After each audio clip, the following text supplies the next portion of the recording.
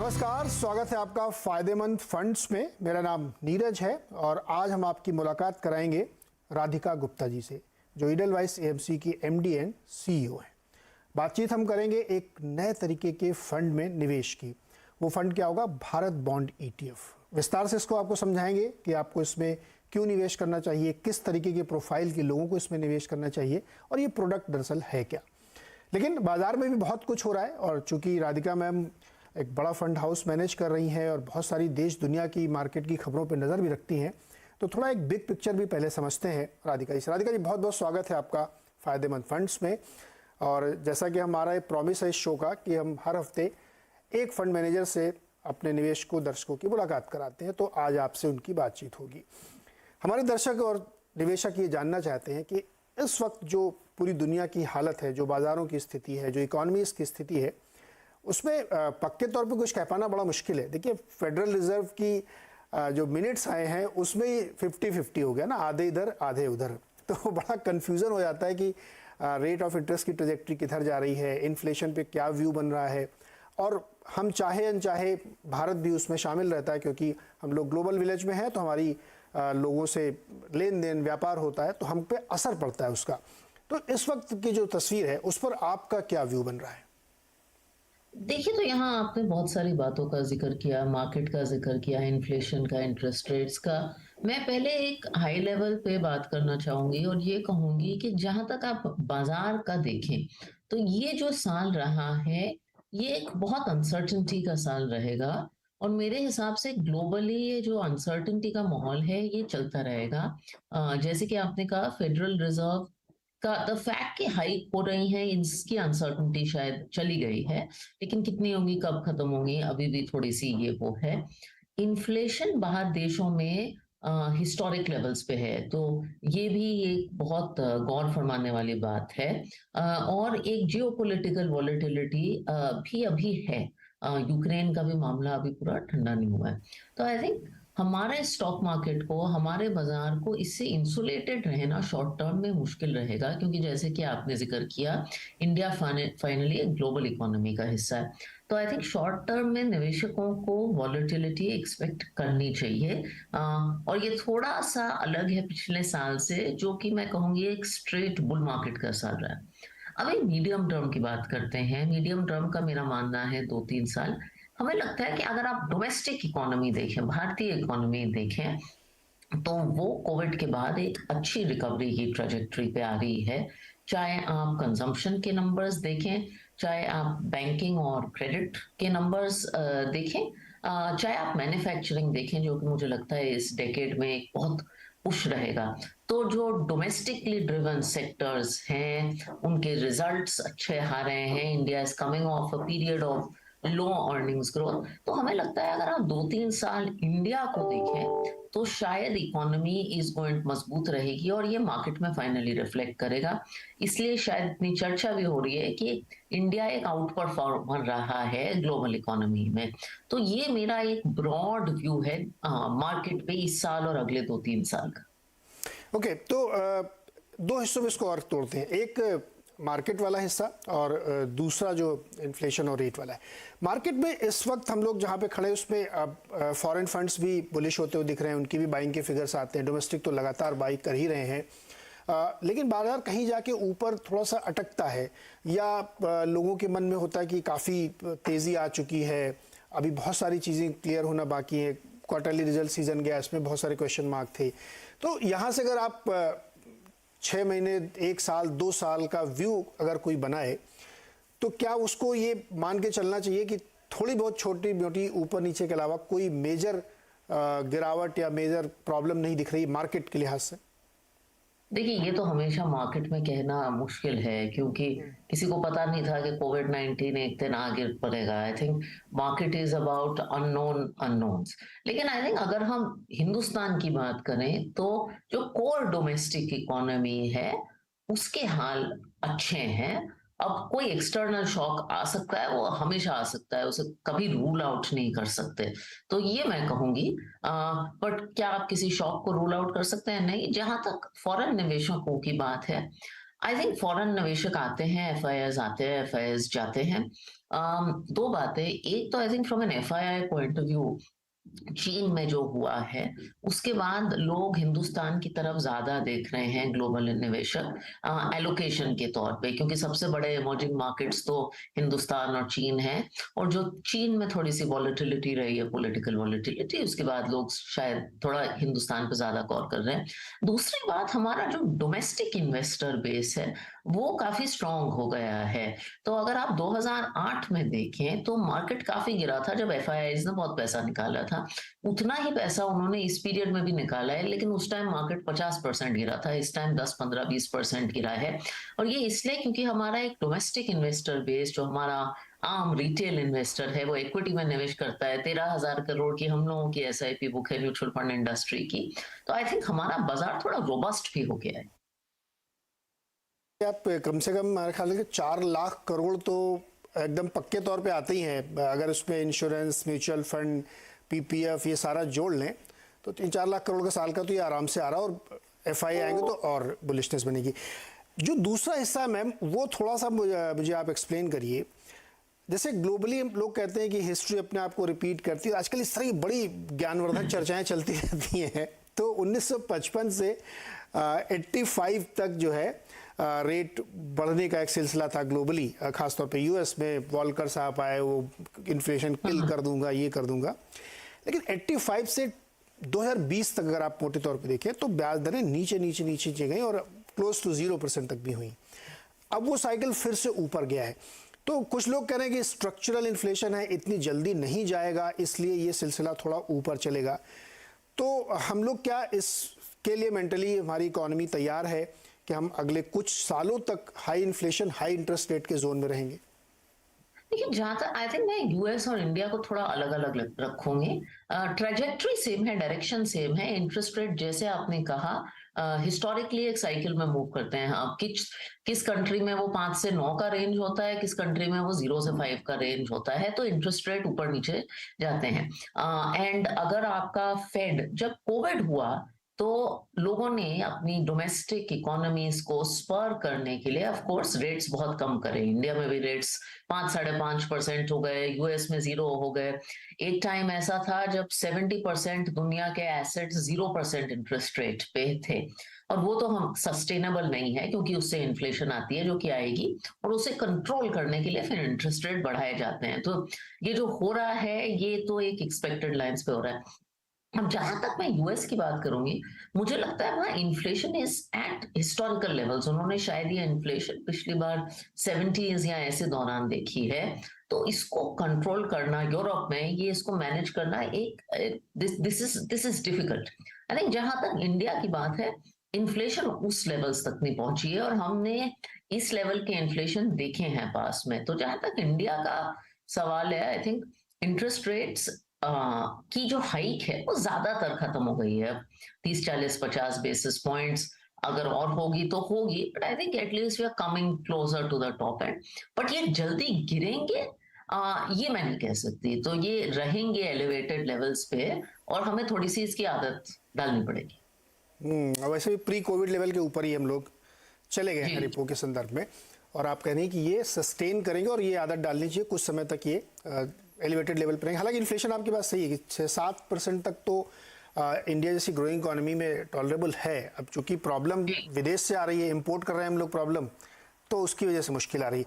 अब हम लोग आते हैं अपने उस प्रोडक्ट के बारे में जिसके लिए हम चर्चा करना चाहते हैं, जिसका नाम है भारत बॉन्ड ETF।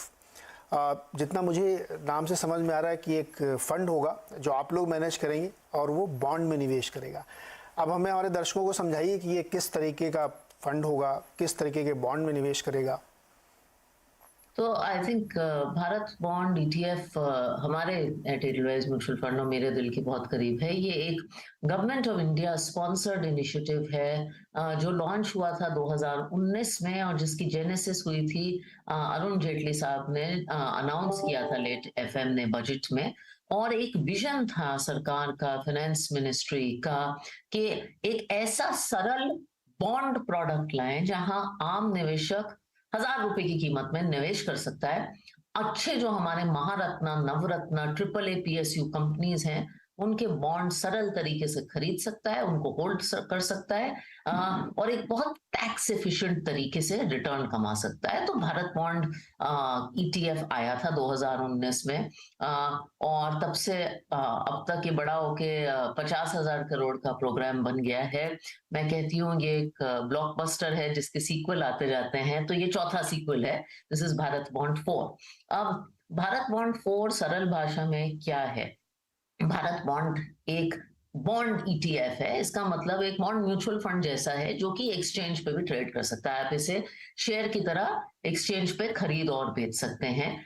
ये निवेश करता है बॉन्ड्स में। कौन से bonds? Triple a public sector companies के बॉन्ड्स। तो जो हमारी एनएचएआई, नाबार्ड, पीएफसी, आरईसी, जिसे हम बाकी में नवरत्ना महारत्ना कहते हैं, उनमें निवेश करता है। आपके पर्सनल तौर पे कभी आप एक बॉन्ड में निवेश करते हैं तो आप उसे खरीद के होल्ड ऑन करते हैं। बाय एंड होल्ड स्ट्रेटेजी होती है। भारत बॉन्ड की भी बाय एंड होल्ड स्ट्रेटेजी। आप हमें पैसे दे, हम बॉन्ड्स खरीदेंगे, हम उसकी ट्रेडिंग नहीं करेंगे और हम मैच्योरिटी तक होल्ड ऑन करेंगे।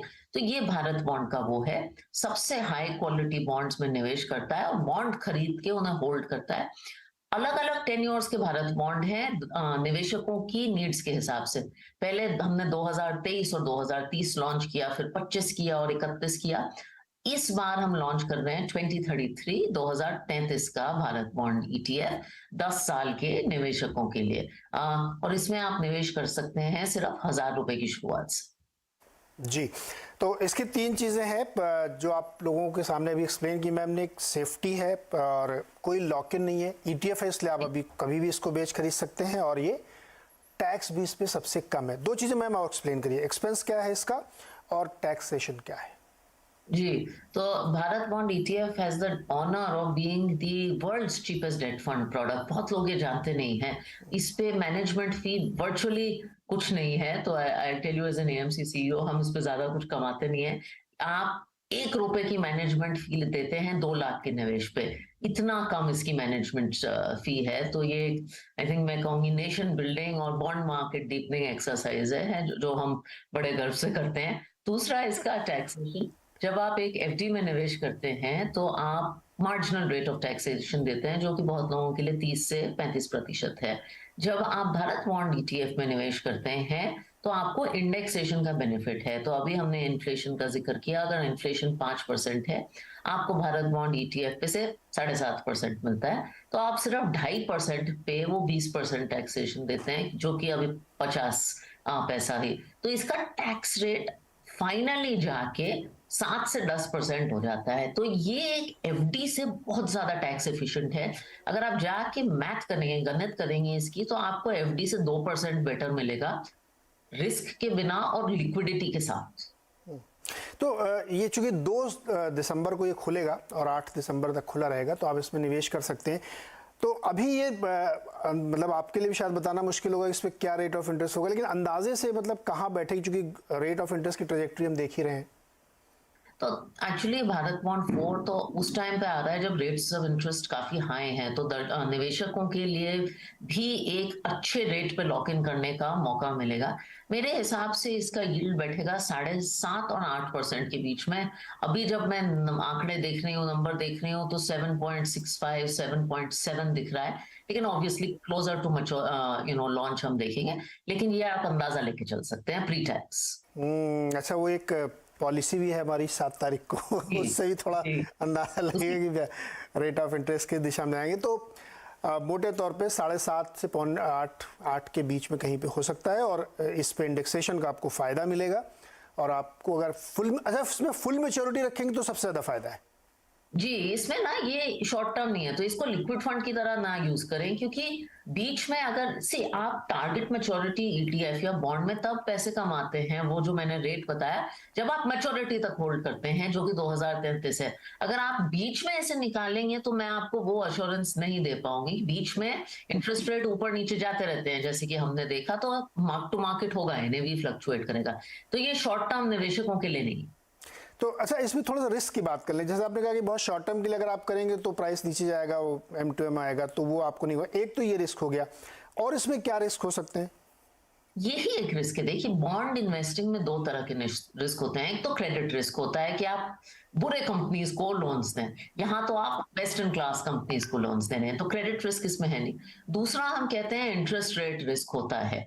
अब इंटरेस्ट रेट रिस्क कैसा होता है, मैं समझाना चाहूंगी कि इंटरेस्ट रेट बाजार में ऊपर जाते हैं तो बॉन्ड के प्राइस कम होते हैं, बॉन्ड म्यूचुअल फंड के एनएवी कम होते हैं। अब टारगेट मैच्योरिटी फंड की ये खूबसूरत बात है कि अगर आप उसे पूरे मैच्योरिटी तक होल्ड करें तो आपकी इंटरेस्ट रेट रिस्क कुछ नहीं है, लेकिन अगर आप उसे बीच में निकाल दें तो आपको इंटरेस्ट रेट रिस्क थोड़ी हिट करेगी। तभी मैं कहती हूँ ये लंबे समय के निवेशक के लिए। आप अगर आपको छोटे समय का इन्वेस्टमेंट करना है, आप मेरी बातें सुन के वो हो गए हैं, तो पुराने जो भारत बॉन्ड है शॉर्ट टर्म मैच्योरिटी के, जैसे 2023 है, अगर आपको 5 महीने का निवेश करना है, 2025 है, अगर आपको 2-2.5 साल का करना है, 2030 है, तो आप इनमें करिए। अपनी नीड और अपने गोल को, अपने टाइम होराइजन को आप मैच करिए भारत बॉन्ड की मैच्योरिटी से। अच्छा, जो लोग मान लीजिए 2025 का करना चाहते हैं उनको क्या रेट ऑफ रिटर्न मिलेगा?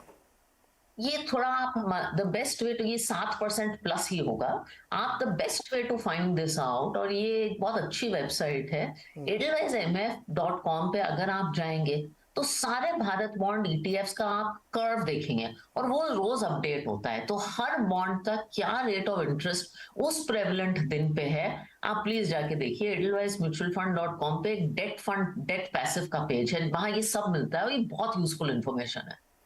बिल्कुल, ये नोट कर लीजिए, एडेलवाइस एमएफ के पेज पे जाइए और अलग अलग तरीके के जो भारत बॉन्ड्स हैं, शॉर्ट टर्म लॉन्ग टर्म, उनके बारे में पढ़िए, समझिए और एक इस प्रोडक्ट को कंसीडर करिए, जो कि एक जो बहुत पीसफुल इन्वेस्टर हैं जिनको थोड़ा लंबे समय के लिए पैसे लगाने हैं, उनके लिए रेट लॉक इन करने का एक बड़ा अच्छा मौका है। और अगर आप इस बात पे बिलीव करते हैं कि यहाँ का रेट पीक हो रहा है, हो सकता है कि 40 बेसिस पॉइंट और बढ़ जाए, तो फिर आपके लिए एक बहुत अच्छी अपॉर्चुनिटी है कि आप इसमें रेट लॉक इन कर सकते हैं।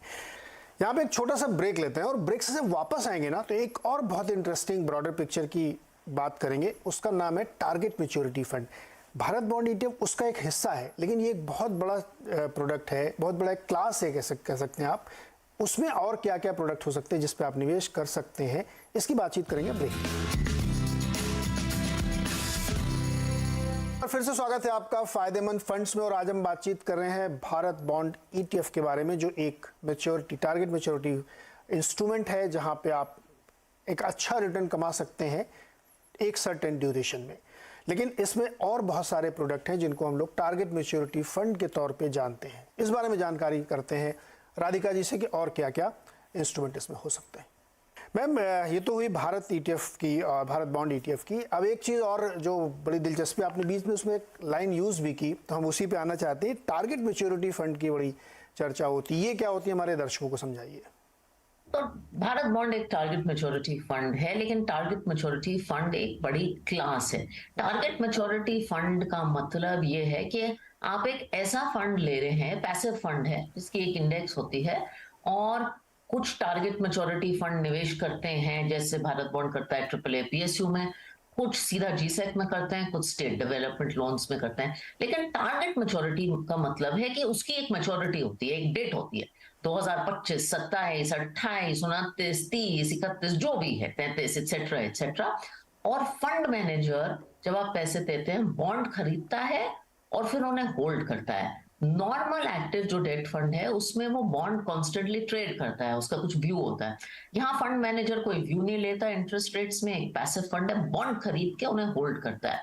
इसका निवेशकों के लिए क्या फायदा है, जैसे कि मैंने भारत बॉन्ड ईटीएफ में समझाया, अगर आप लंबे समय तक, अगर आप बॉन्ड की मैच्योरिटी तक निवेश करेंगे तो आपको कोई इंटरेस्ट रेट रिस्क नहीं रहेगी, क्योंकि ये टारगेट मैच्योरिटी फंड है। आज के दौर में ये टारगेट मैच्योरिटी फंड्स की कैटेगरी एक 1.2 लाख करोड़ की हो गई है, जिसमें से 50,000 करोड़ भारत बॉन्ड ईटीएफ है, कुछ 65,000 करोड़ एडलवाइज म्यूचुअल फंड ही मैनेज करता है इस कैटेगरी में, और बहुत सारे प्रोडक्ट ऑप्शंस आ गए हैं। तो आप GSEC प्रोडक्ट्स ले सकते हैं, SDL प्रोडक्ट ले सकते हैं, और 2023 से लेकर 37 तक की ऑप्शंस हैं। तो आज के दौर में एक निवेशक अपने गोल्स देख सकता है, डेट्स देख सकता है, और एक टारगेट मैच्योरिटी फंड ले सकता है। और जैसे कि मैंने कहा, ये FD से बहुत ज्यादा एक टैक्स एफिशिएंट निवेशकों के लिए ऑप्शन आ गया। FD में तो बहुत टैक्स वैक्स के इम्प्लीकेशंस बहुत ज़्यादा हैं, और आपको मैच्योरिटी पैसा मिलेगा लेकिन टैक्स तो आपको हर साल उसमें देना पड़ता है, तो वो एक ज़्यादा बेटर ऑप्शन है। और ये सारा कुछ आप इडलवाइस म्यूचुअल फंड की वेबसाइट पे देख सकते हैं। जैसा मैम ने कहा कि बहुत सारे फंड अलग अलग टारगेट मैच्योरिटी के हैं। एक सवाल और मेरे मन में आता, मान लीजिए कोई एक व्यक्ति आया और सपोज वो एक 30 की एज का है, तो उसकी हम लोग रिस्क प्रोफाइल देखते हैं, प्रोफाइलिंग करते हैं। तो ये जो टारगेट मैच्योरिटी फंड्स हैं या भारत बॉन्ड की खासतौर पे बात करें इनमें, तो किस तरीके की प्रोफाइल के लोगों को ये ज़्यादा बेटर सूट करेगा? हो सकता है कि एज उसकी 30 हो लेकिन वो बहुत एग्रेसिव हो, या उसकी एज 30 है वो बहुत पैसिव है, वो बहुत ही शांत आदमी है, उसको ज़िंदगी में बहुत जल्दबाजी नहीं है। तो आप लोग किसको सजेस्ट करते हैं कि ये जो टारगेट मैच्योरिटी या Bharat bond specifically best suited है, या फिर किसी के पोर्टफोलियो का इतना हिस्सा तो यही होना चाहिए? ये नीरज, जब हम एफडी का जिक्र करते हैं तो हम ये नहीं कहते कि किसके लिए। एफडी तो हर आदमी के लिए है जिसको डेट रिटर्न कमाना है। मैं भी यही कहूंगी, अब ये target maturity fund is for anyone who wants to do a debt allocation. Asset allocation मेरे लिए बहुत मायने रखता है।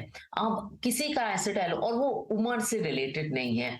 जैसे कि आपने कहा, एक 30 साल का इंसान हो सकता है जो बहुत कंजर्वेटिव है। मेरे पापा है 70 साल के, वो काफी अग्रेसिव है, वो ज्यादातर डेट नहीं रखते। तो आई थिंक ये तो एज के हिसाब से नहीं होता, लेकिन हर आदमी के एसेट एलोकेशन में डेट होनी चाहिए। और डेट का एलोकेशन मेरे हिसाब से टारगेट मैच्योरिटी फंड से अच्छी तरह कोई इंस्ट्रूमेंट नहीं कर सकता। आप क्या करिए, अपना डेट का एलोकेशन लीजिए और 100 रुपए अगर आपके हैं लिक्विड फंड को छोड़ के, तो आप उन्हें ब्रेक करिए कि मुझे ये पैसे 3 साल में चाहिए, ये 5 में और ये 10 में।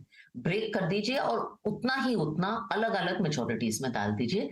इससे आप एक टारगेट मैच्योरिटी फंड कैटेगरी से अपना पूरा डेट का एसेट एलोकेशन कंप्लीट कर सकते हैं। तो अच्छा, इसमें ये भी तो हो सकता है कि आप ये सजेस्ट करें कि भाई हाँ, थोड़ा बहुत डेट तो रखना चाहिए अपने पोर्टफोलियो में। कुछ लोग गोल्ड, अच्छा गोल्ड पता नहीं क्यों रखते हैं, मुझे नहीं समझ आया आज तक कि गोल्ड भी रख लेते हैं लोग, जो कि पता नहीं कैसे रिटर्न देता है, लेकिन ये एक हिस्सा होना चाहिए। तो आपके हिसाब से पोर्टफोलियो बिल्डिंग करे आदमी, तो उसमें ये वाला हिस्सा कितना रखना चाहिए, irrespective of age, irrespective of anything? Neeraj, ये थोड़ा मुश्किल है ना। देखिए, डेट थोड़ा तो होना चाहिए हर आदमी। I think there very few investors जिनकी लाइफ में डेट एलोकेशन तो होता नहीं है। तो 10-20% तो हर आदमी और या औरत की लाइफ में एक डेट एलोकेशन होना चाहिए। अब कुछ लोगों के लिए डेट एलोकेशन, रिटायरीज वगैरह के लिए 70-80% हो सकता है, किसी के लिए 40 हो सकता है। आई थिंक ये तो आपका एक फाइनेंशियल एडवाइजर ही अच्छे तरीके से आपके हिसाब से सलाह देगा।